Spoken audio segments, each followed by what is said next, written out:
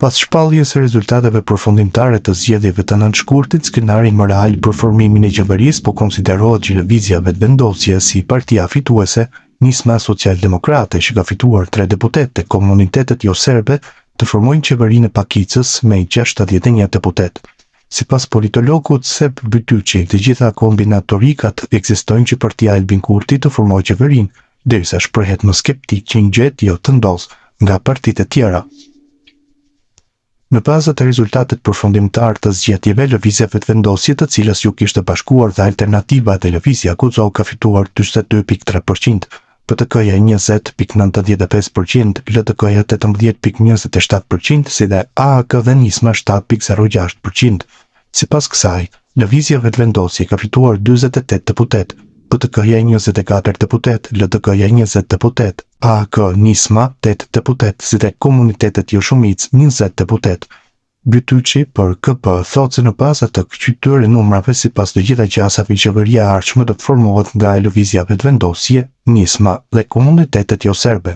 Ai nuk e përjashton mundësinë që krahas 3 deputetëve të Nismës të bashkohet në koalicion te AAK-ja me 5 deputet, pavarësisht deklaratave të liderit të kësaj partie, Ramush Haradinaj, se një gjë e tillë nuk mund të ndodhë.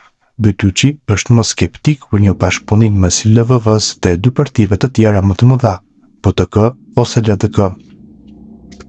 Logjikisht duhet të sigurohen që 71 deputet, tash të numri 61 mund të arrihet në mënyra të ndryshme, përmes koalicioneve të ndryshme ose përmes asaj që quhet qeveria e pakicës. Pra, nëse votohet qeveria u udhëhequr nga vetëvendosje, pastaj partitë e tjera nuk futen në koalicion, thjesht të votojnë në mënyrë që të funksionojë qeveria, por dihet që pastaj kjo qeveri do të kishte probleme për aprovimin e ligjeve.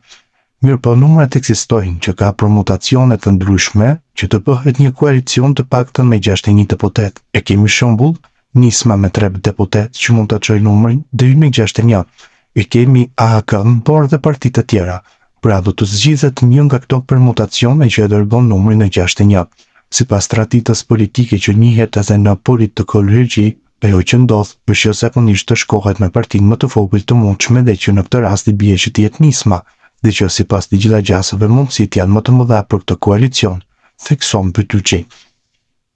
Ai thotë se mundësia ekziston që opozita të formojë qeverinë, mirë po sipas tij gjasat për një gjë të tillë janë të vogla. Datishmërinë për formimin e qeverisë nga opozita e ka shprehur në leadershipin e PTK-s, madje sipas tyre kanë pasur disa takime me liderin e AAK-s, Ramush Haradinaj. Më i tërhequr në këtë ide është shfaqur kryetari i LDK-s Lumir Aptiqiku, i cili ka thënë se duhet pritur ezaurimi i mandatarit nga partia fituese Lëvizja Vetëvendosje dhe më pastaj të flitet për një mundësi të tillë. Kjo mundësi ekziston për qasat më të mëdha që të formohet qeveria e re me një koalicion në parti të vogël, kurse shkuarja në opozitë vetëvendosjes nuk mendoj se është një mundësi që është e pëlqyeshme, sepse edhe partitë opozitare po presin që të rriten më shumë dhe gjithashtu, si më thënë, kushtet të ndryshme që e vendosin njëra tjetrës nuk është e lehtë që të formohet një qeveri nga partitë opozitare.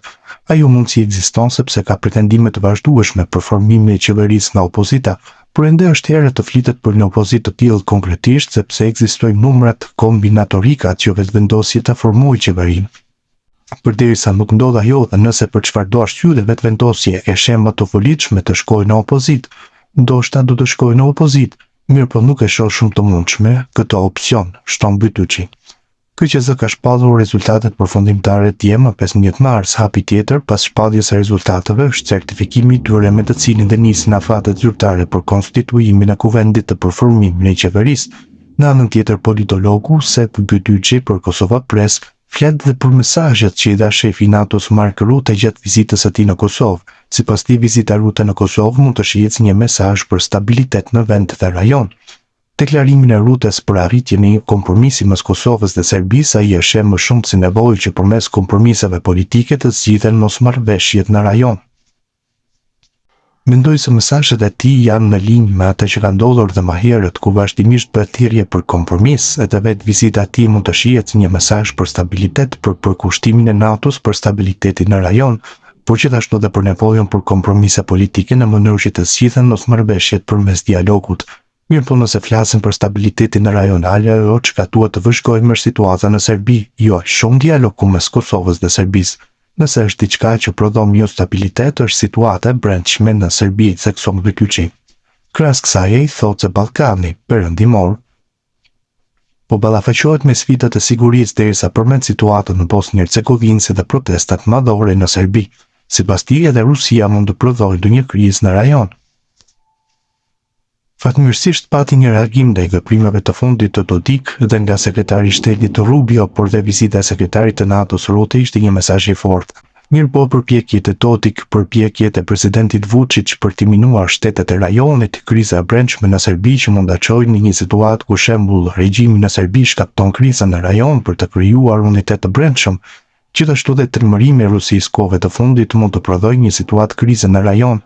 Vizitat dhe deklaratat e politikanëve perëndimor mund të shihen si një lloj përgjigje ndaj këtyre sfidave, edhe pse nuk duhet të mjaftohemi vetëm me deklarata dhe vetëm me vizita, përfundon ai.